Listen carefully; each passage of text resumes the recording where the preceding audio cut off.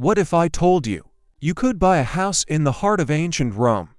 Not just any house, real house, in the capital of the most powerful empire on earth. And all it would cost you, just $1, or, if you're feeling fancy, $500,000. Yes, you heard that right, $1, or 500,000. Two houses.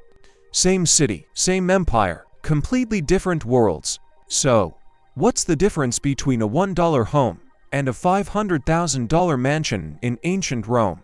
Let's step back in time and uncover the truth behind the Roman real estate market.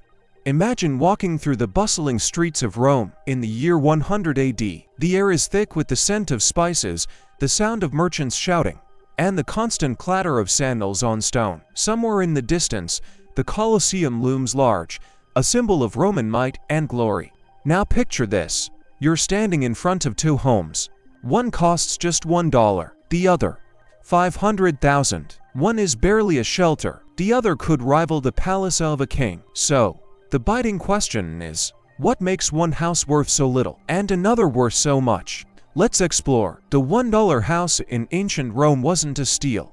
It was a survival situation. These homes were called insulae, multi-story apartment buildings that packed the urban poor like sardines. Built quickly and cheaply, often with wood and sun-dried brick, these structures were unstable and prone to collapse. Fires were common. Noise was constant. Privacy, almost non-existent. A single room in an insula, I'd be your entire home. No running water, no bathroom. You'd fetch water from a public fountain and use a shared latrine. If you were lucky. If not, you used a pot. And you threw it out the window. Yes, literally. Sanitation was a nightmare. Rats scurried through the streets. The smell of sweat, smoke, and sewage filled the air. And yet, millions lived like this. But why? Because Rome was a magnet. People came from all over the empire chasing opportunity, and the wealthy weren't interested in sharing their space. So the poor had to squeeze into whatever they could afford. $1. That's what a basic room might cost per month. Not a lot in Roman currency, but for someone earning just enough to survive, it was a big chunk of their income. Now, picture the $500,000 house. This isn't just a home. It's a statement, a declaration of wealth, power, and taste. These were the domus of the elite. Sprawling villas nestled in the quiet hills of Rome, far from the chaos of the city streets. Marble floors, mosaic art, private courtyards with fountains and gardens, central heating. Yes, the Romans had underfloor heating called hypokos. Indoor plumbing, some even had that. These houses were built from stone, brick, and concrete, materials that ensured they would last for centuries. And many still do. The walls were painted with frescoes depicting gods, myths, and daily life. The ceilings were high, the windows, large and often glass-covered, a luxury in the ancient world. And let's not forget the slaves, dozens of them, cooking, cleaning, gardening, and guarding the property. This was a house that didn't just shelter a family, it housed an entire lifestyle. $500,000 in today's money. That's what the top 1% of Roman society paid for their dream homes. So, what's the real difference between the $1 house and the $500,000 mansion? It's not just about square footage.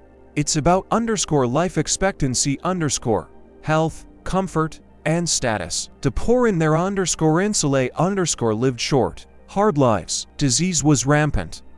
Malnutrition common. The rich, meanwhile, enjoyed fresh food, clean water, and access to private physicians. They lived longer, healthier, and more comfortable lives. Their children were more likely to survive. Their homes were safer, quieter, and cooler in summer, warmer in winter. And the view. One looked out over smoky, crowded streets.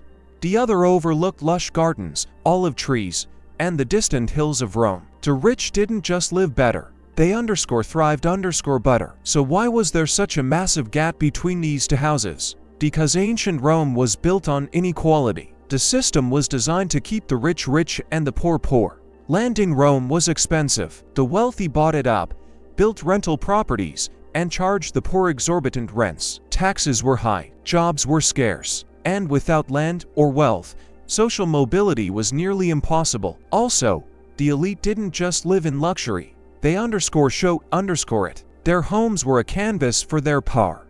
Lavish banquets, political meetings, and public displays of wealth all happened within those marble walls. In contrast, the poor had no such luxury. Their homes were temporary. Their lives were fragile. One fire, one collapse, one illness, and everything could be lost. So next time you hear about a bargain house, remember, not all houses are created equal. Even in ancient Rome, where marble and mosaic told the tale of two worlds, divided by just $1 and 500,000. Thanks for watching. If you liked this video, don't forget to like, subscribe, and hit that bell icon so you never miss another episode of Mr. Beast's Ancient World . And remember, in any empire, someone's always living in the penthouse. In the $1 house, if you were lucky, you had a family member to help carry water or cook a simple meal. In the $500,000 mansion, you had an army of slaves. Slaves were the invisible engine behind Roman luxury. In the domus of the elite, they outnumbered the family members. Some were cooks, others were tutors, gardeners, or personal attendants. The most educated were even tasked with managing the household finances. Imagine waking up in the morning and not having to lift a finger. A slave would draw your bath, another would dress you, and yet another would serve you breakfast, maybe even feeding you while you reclined. This was the norm for the rich, but for the poor, they were often the ones becoming slaves, sold into servitude to pay off debts or survive famine. The presence of slaves wasn't just about convenience, it was a symbol, a way for the wealthy to say, "We don't work, we rule."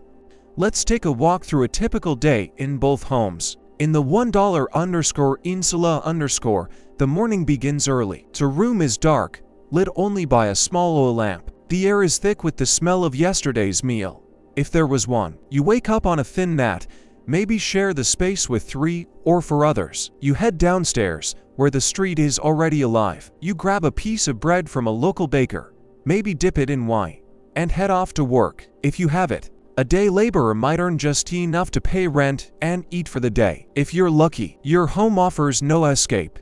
It's noisy, crowded, and unsafe. You sleep with one eye open, not just because of crime, but because the building itself might collapse. Now, imagine waking up in the $500,000 domus . You wake up in a large bedroom, with a canopy bed. A slave opens the shutters to let in the morning light. Another brings you warm water to wash your face. Breakfast is served in a private dining room. Fresh fruit, eggs, honey, and wine. After breakfast, you stroll through your garden, listen to the fountain, and maybe read a scroll from your private library. If you're a politician, you host guests in your atrium. If you're a woman of the house, you oversee the slaves and plan the day's meals. There's no rush, no struggle. Just peace, just luxury. 2 homes, 2 lives, 1 city. Now, let's talk money. $1 per month for an insula room. That sounds cheap, right? But when the average Roman laborer earned only about $100 per year, that rent could take up a tenth of their income . And that's just rent. Food, clothing, and taxes had to come out of the rest. In contrast, the $500,000 mansion wasn't bought. It was inherited or earned through political power, war loot, or massive land ownership. The richest Romans, senators, generals, and emperors had annual incomes that could reach millions of dollars in today's terms. They didn't just own one house, they owned estates in the city, by the sea, and in the countryside. And their expenses? Lavish banquets, exotic animals for the games, gifts to the people to gain favor, all part of maintaining their status. So while one Roman worried about where their next meal would come from, another was deciding whether to import lions from Africa for a gladiatorial show. If you lived in the $1 house, how could you ever move up? In Roman society, the ladder was almost impossible to climb, but not entirely. Some slaves were freed and became citizens. Some soldiers earned land and wealth after years of service, and some lucky few, like merchants or skilled craftsmen, could rise through trade. But for the average person born into poverty, the odds were stacked against them. The rich controlled the government, the courts, and most of the land. The poor had little political power and even less hope. Still, some try. They saved every coin, sent their children to school if they could afford it, and prayed to the gods for a lucky break. Because in Rome, miracles were rare, but not impossible. As the Roman Empire crumbled, so did its homes. The insula already unstable, collapsed faster. Without maintenance, fires and earthquakes finished what time had started. Most of them vanished, leaving behind only fragments of brick and broken pottery. But the domus of the elite, many survived.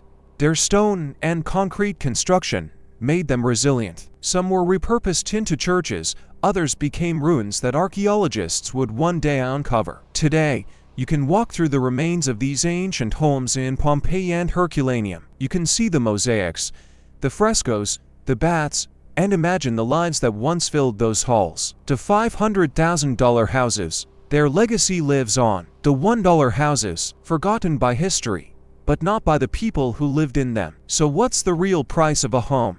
In ancient Rome, it wasn't just coins and contracts. It was status, health, and even life itself, $1 or 500,000. Both were homes, but only one offered a future. Thanks for watching. If you enjoyed this journey through time, smash that like button, subscribe, and hit the bell, because next time, we're going even deeper into the past.